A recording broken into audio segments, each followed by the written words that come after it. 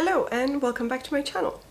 Today I'm gonna be doing a very special video. We're gonna be doing a little writing vlog. So today's Saturday and I just thought I would take you along with me while I'm doing various things and hopefully writing some things. What can we expect of this writing vlog? Well, I've never done a writing vlog before, so I'm kind of just gonna wing it, to be fair. But I think the idea is that it's gonna be a little bit of a regular day in my life type of vlog, but with a lot more writing than I normally do, because recently it's been really hard for me to actually get some writing done. So I think what I'm gonna do is first explain to you my story, the story that I've been writing, where it's at the moment, what kind of writing I need to get done for it, and then kind of get it done, yeah. But first I actually need to make a little thumbnail for you guys because I finally finished editing my third and last part of this video series that I've been doing, where I read the 10 best paranormal romance series according to a Goodreads list, and it is so long, it is an hour long, and I'm so sorry. But I also just need to get the thumbnail done so that I can actually post the video, because it's been a week since I've posted anything. It's just taken me so long to actually finish editing it, and I haven't actually finished filming any other videos recently because I've been reading for a lot of secret TBRs, so all of the books that I've been reading this month so far seem to have been for different videos. So I've started loads of videos and haven't finished a single one, which also means that next month you're gonna have so much content, so many reading vlogs are gonna come your way. So yes, in the meantime I thought I would give you a little writing vlog, so something a little bit different. Let's get on with the thumbnail editing first.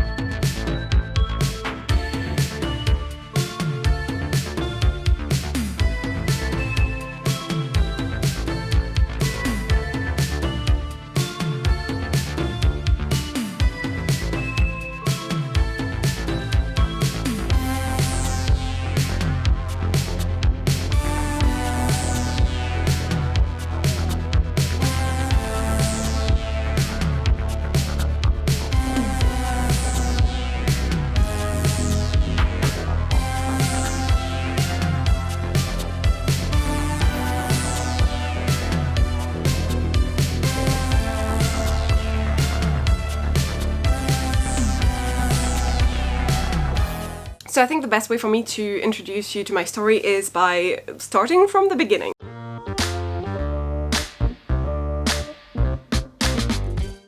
So at the very beginning I just realized that I really wanted to write for pleasure, and it's just something that I used to do when I was a kid and that I hadn't done as an adult yet, because I kind of got busy with trying to figure out my career and trying to make sure that it was advancing and just focusing on one thing at a time. And then at some point I guess I realized that writing was something I didn't want to give up. Writing was something that I enjoyed to do for myself, and that maybe one day, who knows, I could potentially get good enough to publish a book. I do not write solely with that purpose in mind, because I think that's one unhealthy way to destroy a hobby you might really enjoy. To me, I need to know for sure that the process of writing is the reward. I think maybe it's Brendan Sanderson who said this, and I really, although I've never actually read his books and I do own one that I need to read, I agree with him. The reward of writing isn't so much publishing and getting your book out there on the shelves, it is the writing itself. It has to be its own reward. Writing in itself is a really long and messy process that can feel very unrewarding if what you're expecting out of it is to just get published and become a famous author that has lots of books published and lots of amazing deals. So I guess the one way you're going to enjoy it is if you're actually enjoying the process to get there, the actual writing itself. And I think that's something that I do enjoy. So although it's going to be a tough one and I'm probably going to struggle to one day get published, I'm still really having fun, and that's the main point. So when I first started writing my story, I kind of figured it was just going to be a story for me. And I just thought that if I really liked it and I thought it was worth, you know, seeing it out there, I could just try and self-publish it on Amazon and not really do any marketing because that seems like a lot of work and I just really didn't want to do that. In my head I was just thinking, I'll just self-publish it and that's it, you know, like put it out there, who cares, no one will buy it, but I'll have had fun. Which doesn't really sound like a plan at all, to be fair, but that was kind of what I thought I was going to do when I first started writing it, and that allowed me to have zero pressure whatsoever in my writing. So I thought I'm just gonna flow, get it all done, do one draft and see what I have and then see if I want to rework it. The reason why I was worried about reworking it and was just like I might just do one draft and then whatever is because I had previously written one full novel already, but I wrote it in French, and when I did that I just knew that I had to get it out there. It was the first story I had ever written. It's very basic bitch type of first story. It's about a girl who's a teenager, she's in high school and she discovers that she's part of a family of witches and she gets her powers, and there's a bad guy and there's a girl who's, you know, seemingly more powerful than her and has to be her mentor, but she's kind of the, you know, queen bee of her high school, and they hate each other but slowly they become friends and everything. And yes, that's my first story that I wrote in French, and I didn't love the editing process, and by not loving it I mean that I hated it. I was dragging my feet. I hated every second of it. I just couldn't get it done, and I think it's just because the story had so many holes, had so many issues. It was just unworkable in the sense that I think one day it could be workable, but I would have to rewrite a lot of stuff from scratch and look at the structure, look at so many things. This was just kind of my get it out there. It's the story that I wanted to write when I was 14 and that I never did. And for once, I got it out. It's out of my system. Now, onto the more serious stuff.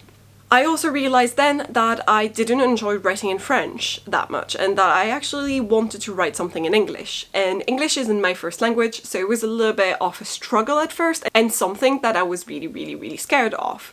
But I just thought, I'm writing this for me. This is just for my own personal enjoyment. So I'm just gonna do it and who cares? No one's gonna judge me because no one's gonna read it. So that's kind of how I set up and started. I think in terms of my inspiration, in general, I think all of the stories that I tend to write are inspired by the same type of genre and categories and stories. I really just enjoy, I want to say contemporary fantasy because that's kind of the term people use nowadays, but it kind of just means hints of fantasy, a little bit of magic and supernatural creatures and all that kind of stuff within our existing world. Subcategories of that can be urban fantasy, paranormal, that kind of stuff. So everything that was kind of my childhood, aka Charmed, Buffy, Sabrina the Teenage Witch, which now Sabrina from Netflix as well, yes. All those kind of shows were definitely a large part of my inspiration for nowadays and for this kind of stuff that I really enjoy writing and reading as well. So that's the starting point. Now, I wrote everything in one draft in about 6 months, I think it took me, but I never corrected anything, I never edited anything. It was just a one flow thing, like I just kept on writing, didn't stop for much. I finished writing it when the first lockdown hit, so it was kind of perfect timing for me because I was suddenly like, oh, I'm at home a lot more because I don't have to commute anymore and I have a lot more time. I feel less stressed by having to commute to work because my commute was very long, it was over an hour long, and finally I had some time to finish writing my story, and that's exactly what I did. But then what I did after that was, I don't want to say it was a mistake, but it was maybe overzealous of me.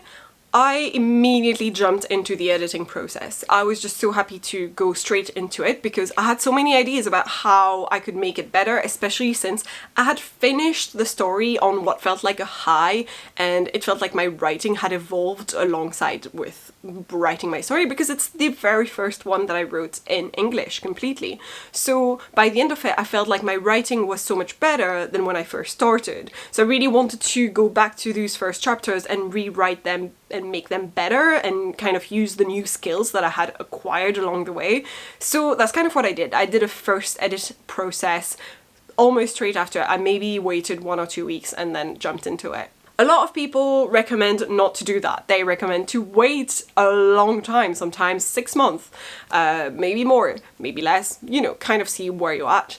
A lot of people do recommend to wait a long time to first edit your story because you need to see it with a fresh outlook, just not see it from I've just read this, I've just written this type of point of view.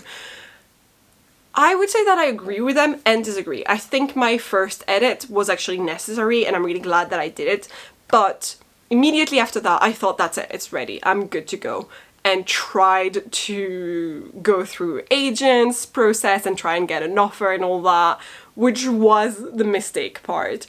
And then again, I still don't think it's a mistake. I don't think much of what I did was a mistake. It's just a learning process, it's just part of the learning curve.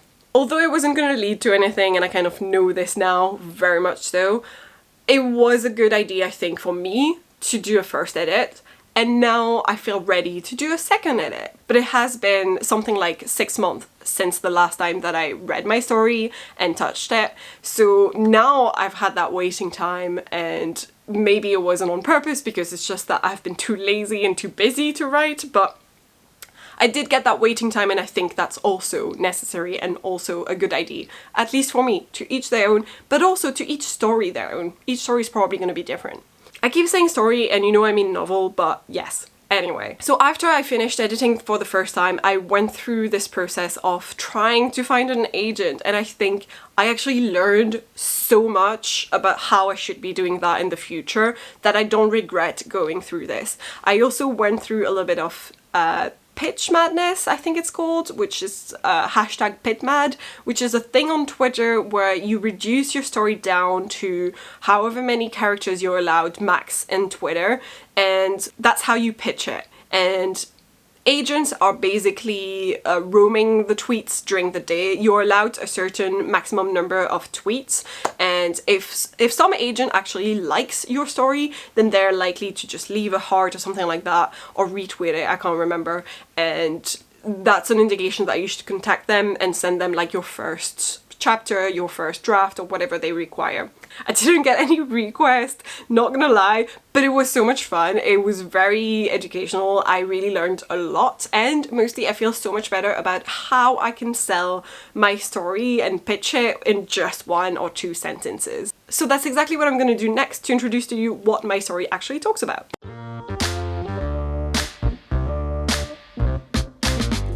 Okay, so here's one of the 2 tweets that I'm going to be reading out loud so you know what my story is about. I first started with a couple of comps. So comps are just comparisons, and they're just good for people to know the genre that you're trying to sell, the type of story that it's going to be. You have to compare it to something else. Normally, when you're sending comps to an agent, you have to send realistic comps, so nothing like Harry Potter, because that's an outlier that is so highly successful that that's not a realistic comp. You have to compare it to something that feels more close to what you wrote, that's been published in the last 2 years or something, so that it's still fresh in the mind of agents and publishers and all that, and that just feels like it's, yeah, up to date, so something that is close to when you're writing the actual novel. But on Twitter, when you're doing pitmad, it feels more normal, I think, to just compare it to bigger stuff, just so it gives an idea straight away of what you're trying to sell. And I think for me, it was TV shows, because it felt closer to the kind of TV shows that we had on Netflix at the time, and maybe older stuff, than it did to books that I had read recently. So in my first tweet, I tweeted Netflix Sabrina x Buffy. So kind of these 2 kind of meeting is the comparison that I'm giving you for the story. And then straight into it, I go, learning how to summon demons isn't easy. But when her roommate turns up dead after a sorority party, and the campus's covens start acting up, it might be the only thing Olive can do to survive her freshman year.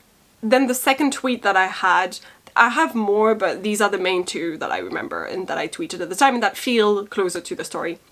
So the second tweet that I have is a little bit more dramatic. A dead roommate, a mysterious sorority, an invitation to a deadly seance. All Olive wants is to experience a normal student life, but it seems the universe disagrees. There is only one way to survive this adventure: access her very own powers. So that's kind of my story from the point of view of 2 sentences, if I were to sell it to you in an elevator pitch type of format.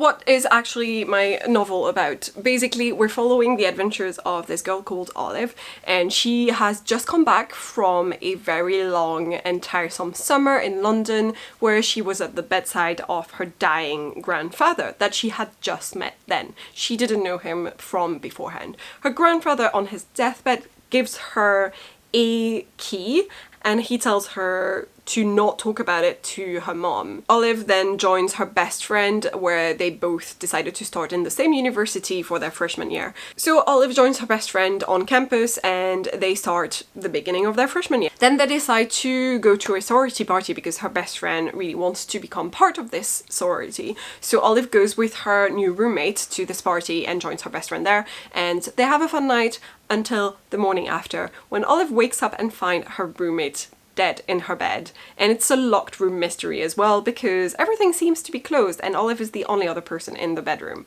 That's kind of the starting point. There's a lot to do with witches, demons, mysterious powers coming into play and legacy of powers, and I want to say there's a bit of a witches' war on campus between two covens and that kind of stuff. So this is kind of the summary for you guys of my story, because the way that I wrote it when I first started trying to pitch it to agents is very different, and I'm just going to read that to you as well. All Olive wants is a normal first year of college. After a long summer spent at the side of her dying, estranged and eccentric grandfather, she's more than ready to experience student life with her best friend. But when she wakes up to find her roommates dead after a night out at a sorority party, things take a turn for the worse. Mysterious forces are coming after her, and all is not what it seems on campus grounds. Olive decides to unravel the truth and finds herself sucked into a world of witches, spirits, and demons. And when more bodies start piling up all around her, she knows that she's in for the long haul. But as she takes a deep dive into the realm of the supernatural, Olive realizes that someone wants her dead and bad. The only way to survive this deadly adventure is for her to solve the mystery of her grandfather's legacy and to access her very own powers. So that's it for the introduction to my story. So where am I at the moment? I had already edited it at first time, but I feel like what's not working for me and what's not working for those agents is the first few chapters. I feel like my writing and the story itself got better as it grew, so it is much better after the first few chapters. And that's actually what you need to be really, really, really good. It's the first few chapters, because that's the only thing you get to send to an agent. And they've got to base their opinion of your story on that. They've got to think, do I want to read what comes next? Which isn't too dissimilar to how a reader might feel. When you're writing a novel, you gotta remember a reader's gonna potentially read the first few pages in a bookstore somewhere or online, and they're gonna be like, do I want to read what comes next or do I not care? So I figured out that I wasn't starting my story at the right spot. I was starting it in a very, very linear manner.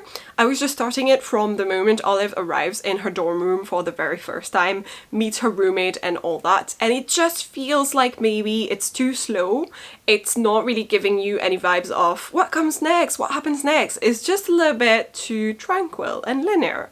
And I think a lot of the time people tell you you have to start your story at the right point, and it might just not be the right one. And I feel like maybe that's the case for this novel. So I decided to switch things around and start when Olive is in custody after she's discovered the body of her dead roommate, and cops are interrogating her about it because she was the only other person in the room. So I feel like that's so much stronger, it's so much more intriguing, it might make people want to read more and know what happened before this and what happens next. So maybe that's the right spot for me to start my story at.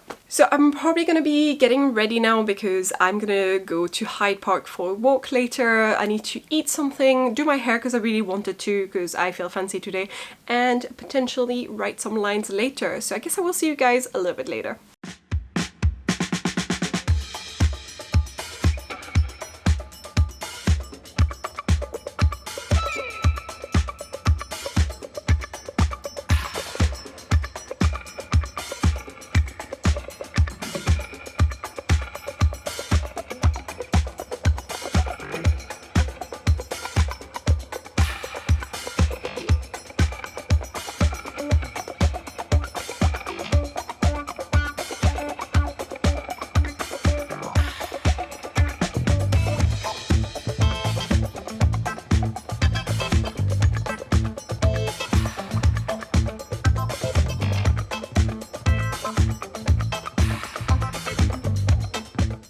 Okay, so I've only done half my head, but I also received the package, so since I'm pretty sure it's books, let's open it.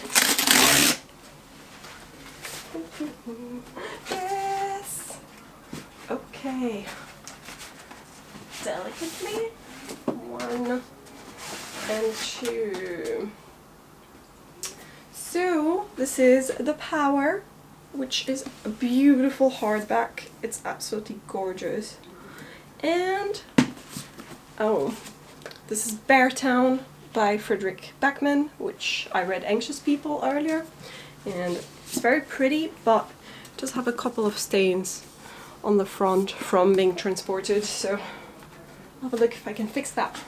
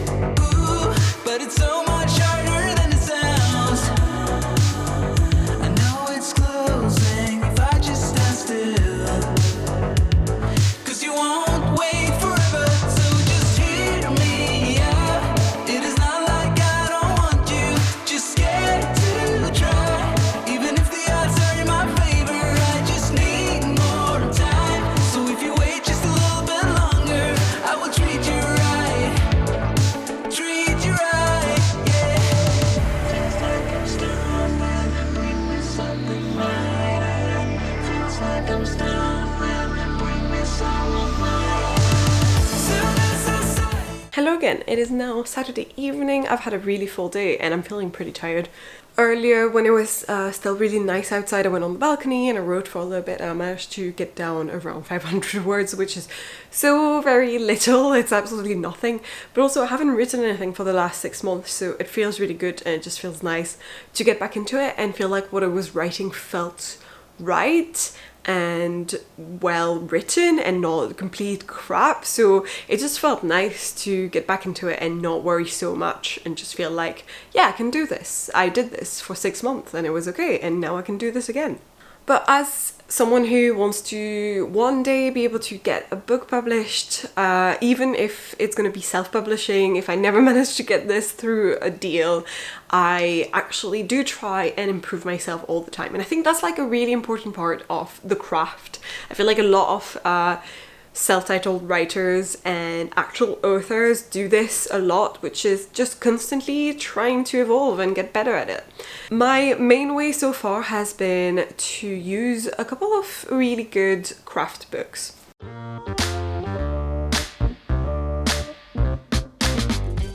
So the first one that I have is my absolute favorite and a book that I would really recommend to anyone who wants to learn more about a good structure, because I learned so much from this. I don't personally use it all the time and constantly, as in like I don't just go back and forth between my writing and the book to try and figure out am I doing this right or anything, but after reading it once and trying to adapt originally my first story, so the one I wrote in French, to this method, I feel like I really learned how to get better at it constantly.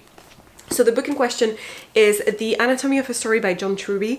Apparently last time I was reading it, I left bookmark, which is actually a paper for chopsticks. So that's actually what I used. This book overall really gives you an intense lesson on structure, and it's subtitled 22 Steps to Becoming a Master Storyteller. And in the book there is actually at some point a 22-step structure that you can kind of follow to see if your story fits into this, or try to adapt your story to fit into it if you're interested in following this structure. It's really good, and just overall it taught me mostly about conflict. I feel like before this book I was kind of just writing whatever, and a lot of my scenes were a little bit pointless and a little bit just like a scene for the sake of it. And this book really taught me how to write with purpose and to have each scene reflect an actual conflict between characters, or between a character and himself, and between a character and his desires, or something like conflict in general, which sounds so basic and is very basic, but I personally learned that thanks to this book. It was originally written for screenwriting, and I think a lot of people have used it for screenwriting, but I actually have heard of this book from an actual author, and some other people have mentioned it to me as using it for just plain old novel writing and not just script. What I like about this book as well is that it generally gives you a lot of really good examples. So whenever we're talking about a certain structure or a certain type of scene or whatever, a lot of the time John Truby uses real examples of real movies that are out there and things that I have heard of, which leads me to my second book, Save the Cat. That is a book that everyone and their mothers has read. It feels like it. I've just heard so many people mention this book. This was also originally a book written for screenwriting and just script in general, but it has been used a lot in just novels and as a storytelling type of guide. And I think it does also teach you a lot about structure as well, and in general, I do think that it's a really good resource, and I've mostly used it to learn how to do a sort of storyboard, because I never used to do storyboards before. And since I've read this book, which is actually after I wrote my entire first draft of the story that we're talking about, I started getting another idea for another story, and I used this book as a reference to create a storyboard to try and figure out which scenes should go. And this book taught me to just not be afraid to do it in a physical format and just have like a gigantic fucking board and just pin on it little cards or post-its or whatever you've got, so that you can move them around and figure out the general structure of your story. But unlike the John Truby book, this one uses a lot of references and examples that some of them were famous and some of them I got, but a lot of the time this guy is just talking about his own work, and a lot of the scripts and screenwriting work that he's done and that he's talking about that has led to actual movies that were made, I've never heard of them. I have absolutely never heard of them, and it felt a little bit more like an ego trip, while the other book did not feel like an ego trip. It just felt like a proper lesson to be learned, and just like in general really great resource for anyone. It felt like something that he was trying to teach you when you read the book. It feels like you're just learning from him. Here it feels a little bit like, yeah, an ego trip every now and then. No offense to anyone who loves this book and swears by it, I do think that it's an amazing resource as well, but I think maybe also because I read The Anatomy of a Story first, maybe it was more useful for me, and this book kind of also says some very similar stuff in some aspects, so I wasn't learning that much more from it, and it just felt like a good add-on, really. Finally, the third book that I've been using and that I'm in the middle of reading, because I'm literally in the middle, it's this book by Sacha Black. It's called The Anatomy of Prose, 12 Steps to Sensational Sentences. This book is just amazing because it's just about how to improve your prose, which I haven't seen that many how-to guides about how to improve your prose in general, and as someone whose first language is not English, that is something that I would really like to improve. I feel like I know my strength now as a writer, after having finished 2 stories, I guess, and the second one for the first time in English. And I know that my strength are more things like pace. I do that really well, and I'm quite happy that I'm acknowledging this, and I just don't feel like everything I do is shit. But what I do know is that I need to improve my prose. I don't feel like that's my strong point. Definitely because English is not my first language, and I feel like I could definitely make it more interesting and more intricate and just a little bit more elaborate. And currently my prose feels very simple and simplistic to me, so this is a good book and a good resource for me to learn a little bit more how to do that. So yeah, that's the 3 books that I've been using to kind of try and improve myself as a writer, and I definitely recommend using also resources online if you're looking for any other stuff, and especially if you're looking for free resources. There's loads of stuff online. There are loads of YouTube videos and articles. So yeah, just in general, even if you don't partially want to invest money in buying resource books, I'd recommend just checking stuff online because there's loads of material out there for free.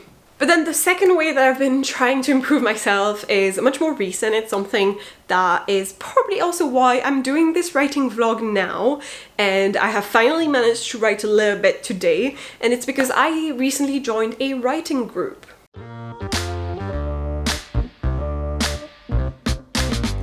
So what's a writing group and why should you join one? First of all, let me preface this by saying that I'm an absolute newbie to this, and this is my very first time joining a writing group. But I believe people recommend doing this in general, so this is not brand new information, but this is the first time that I'm doing it. Basically, it's very highly recommended to find other peers and find other writers who may want to share their work with you so that you can share your work with them and kind of get constructive criticism.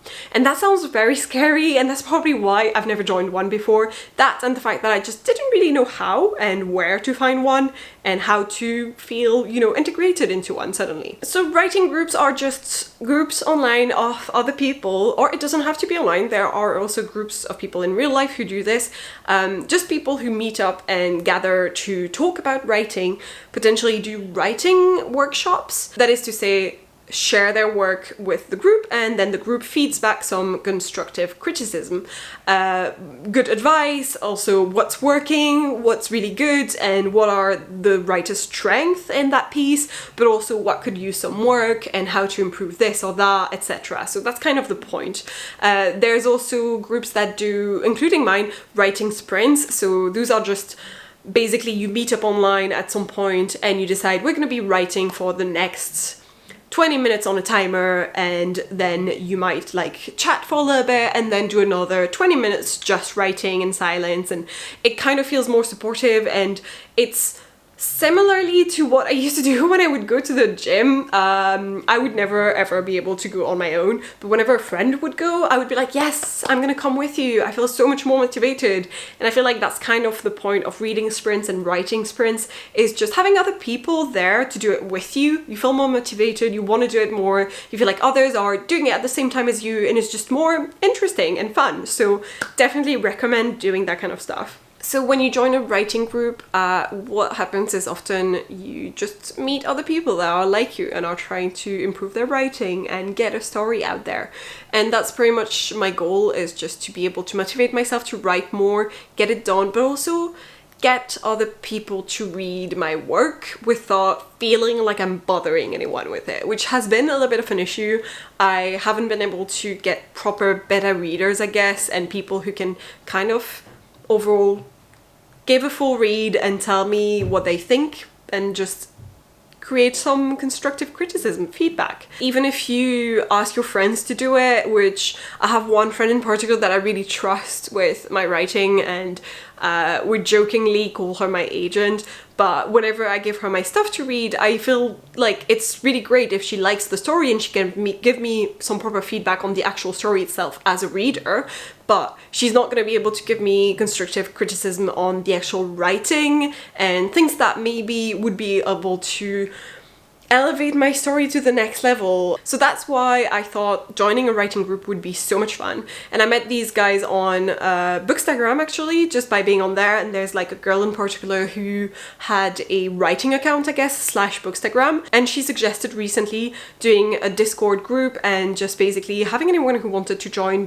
the group and become part of this little community. And we met up once, where we kind of introduced ourselves to each other, and then I think they've managed to meet up a couple of times since then to do writing sprints, but because a lot of the group is actually from the United States, we don't have the same time zone whatsoever, me being on GMT and some people being on PST and EST and all that, so I haven't been able to join the writing sprint so far. But we do have today a little meetup where we have the first workshop. Basically we're gonna analyze a piece that the person who started the group wrote and be able to give her some feedback. So I've already read it and written down some of my feedback directly on the piece on my iPad, and then we're going to be able to discuss this, and I don't know how it's going to go because this is my first time doing it, but I'm just really excited overall to be able to join this and just participate in that. And I feel like it's really interesting and you really learn a lot by doing it for others as well, or just by watching if you don't feel comfortable sharing or being one of the people who criticize and gives feedback. So whatever you do, if you're just there, that's already participating in a way, and that's already learning in a way.